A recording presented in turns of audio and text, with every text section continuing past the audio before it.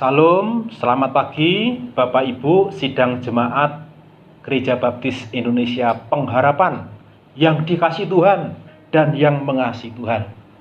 Kita saat ini berjumpa kembali dalam ibadah di keluarga masing-masing. Terpujilah nama Tuhan karena Dia yang senantiasa memimpin dan memberkati kita. Bapak Ibu, pada saat ini firman Tuhan yang akan disampaikan saya memberikan judul Tanggung Jawab Ganda Pengikut Kristus yang didasarkan pada Matius pasal 6 ayat 8 sampai ayat yang 13 bagaimana yang sudah kita baca tadi.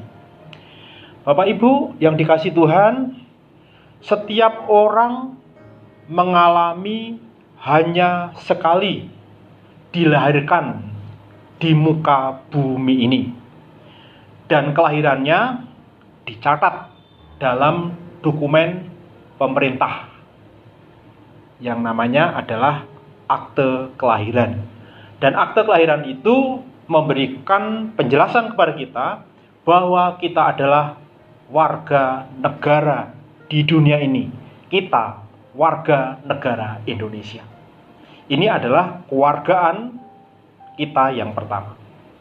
Lalu yang kedua adalah setiap kita yang telah menyambut dan percaya kepada Yesus sebagai Tuhan dan Juru Selamat, kita dilahirkan kembali, masuk dalam anggota keluarga Allah, dan di sana kita masuk ke dalam anggota kerajaan Allah. Itu semua didasarkan pada bagian-bagian firman Tuhan seperti yang dituliskan di dalam Yohanes pasal 1 ayat 12 sampai 13, Yohanes pasal 3 ayat 3 sampai ayat yang ke-6 menjelaskan kebenaran-kebenaran ini. Dan ini menjelaskan tentang kewarganegaraan kita yang kedua, yaitu warga kerajaan surga, sebuah kewargaan yang kekal. Karena kita memiliki dua kewargaan, maka itu memberikan pengertian kepada kita juga memiliki tanggung jawab atas masing-masing kewargaan tadi.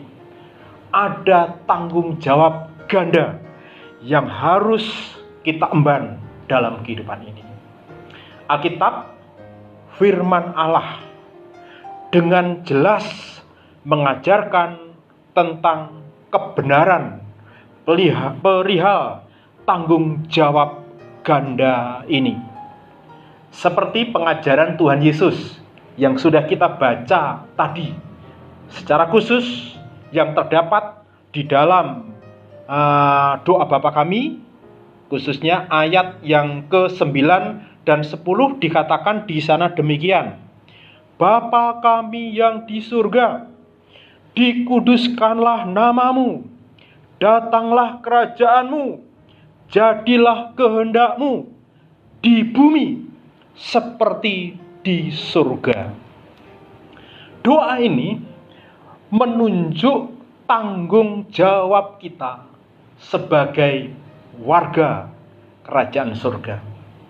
Sebagai anggota warga kerajaan surga, kita memiliki tanggung jawab meninggikan Allah Bapa kita, menguduskan namanya, memberikan sembah puji kepada Dia. Dalam doa tadi juga disebutkan di sana supaya kita menghadirkan kerajaan Allah di muka bumi ini.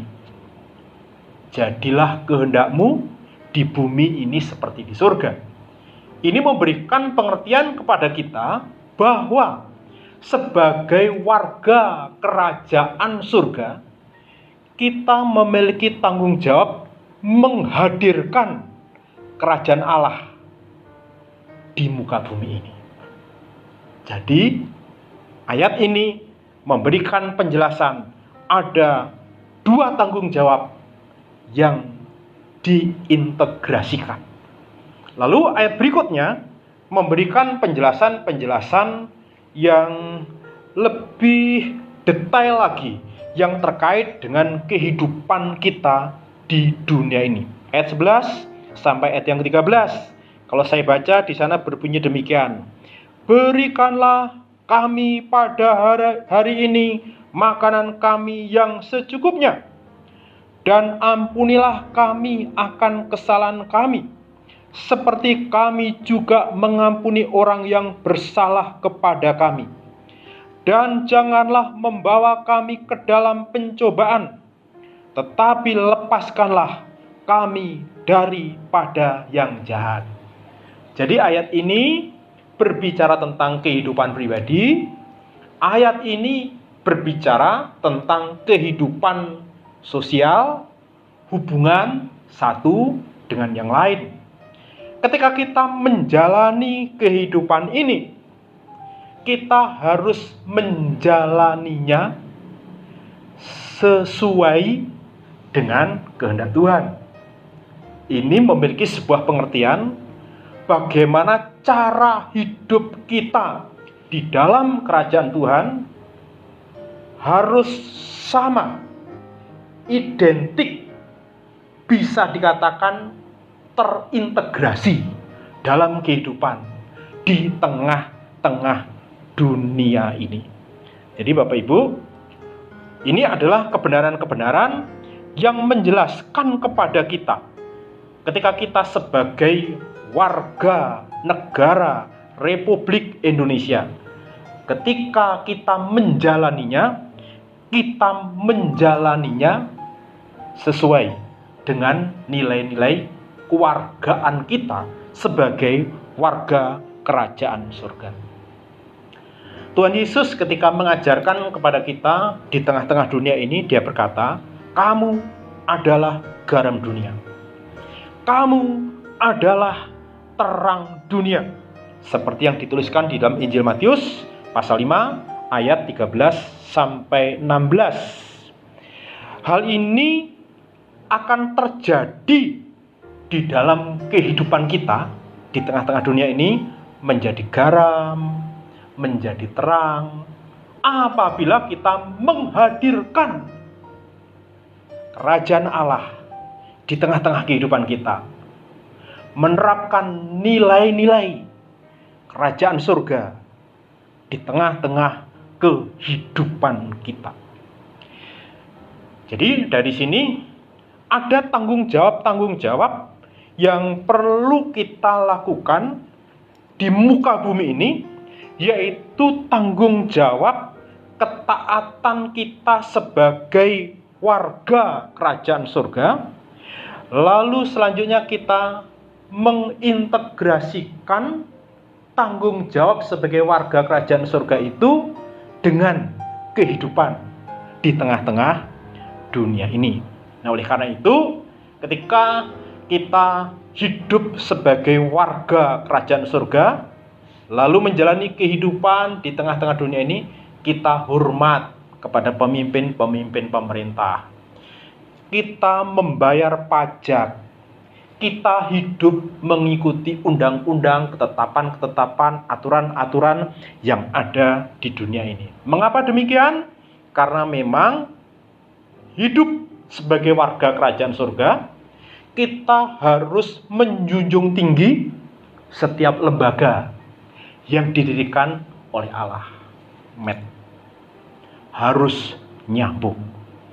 Bapak Ibu, saudara-saudara yang dikasihi Tuhan, pada saat ini pemerintah Republik Indonesia, di mana kita menjadi warga negara, telah memberikan hak-hak kepada kita untuk kita nikmati. Lalu saat ini pula pemerintah kita sedang memberikan anjuran kepada kita sebagai warga negara, yaitu untuk terlibat bersama dalam menanggulangi krisis nasional, bahkan krisis global yang berkaitan dengan wabah virus COVID-19. Nah, dari sini kita sebagai warga kerajaan surga memiliki tanggung jawab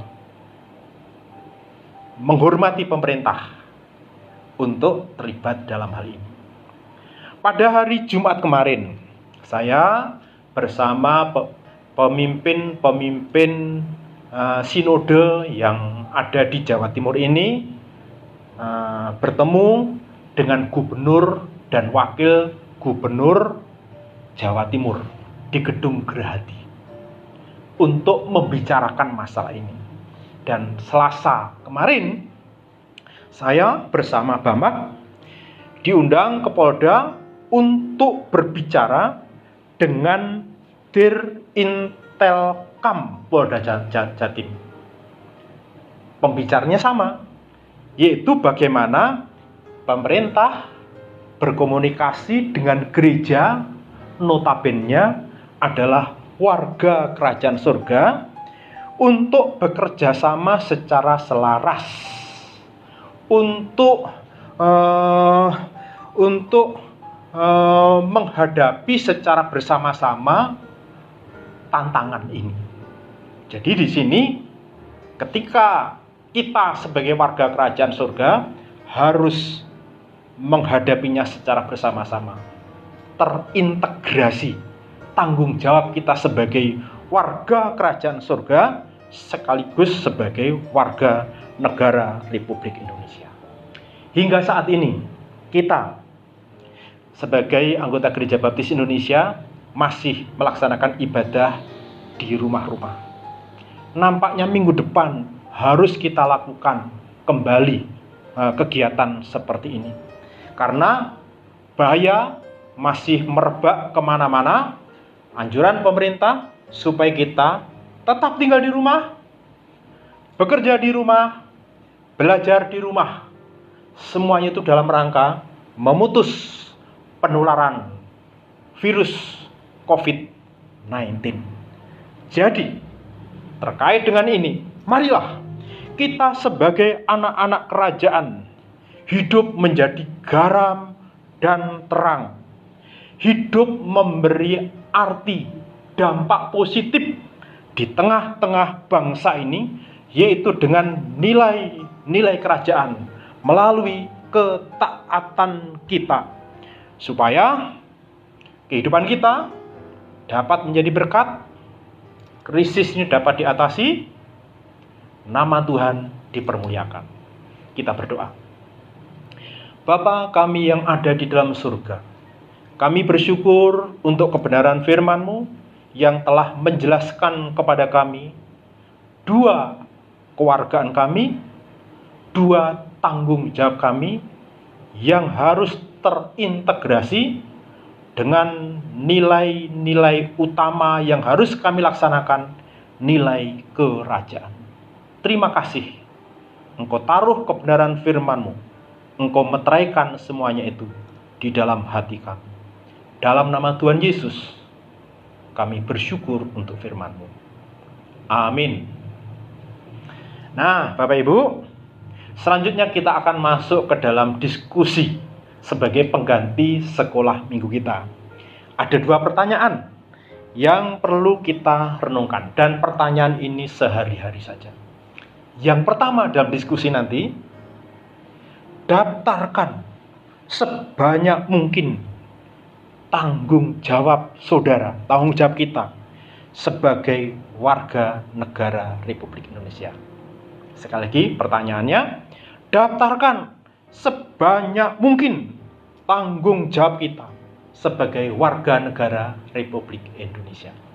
Lalu pertanyaan yang kedua, tanggung jawab yang mana yang masih perlu kita tingkatkan agar kita sungguh dapat menjadi pengikut Kristus yang dapat menjadi garam dan terang di tengah-tengah bangsa ini.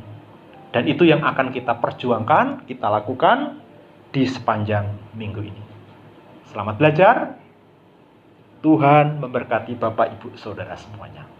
Haleluya. Tuhan memberkati. Amin.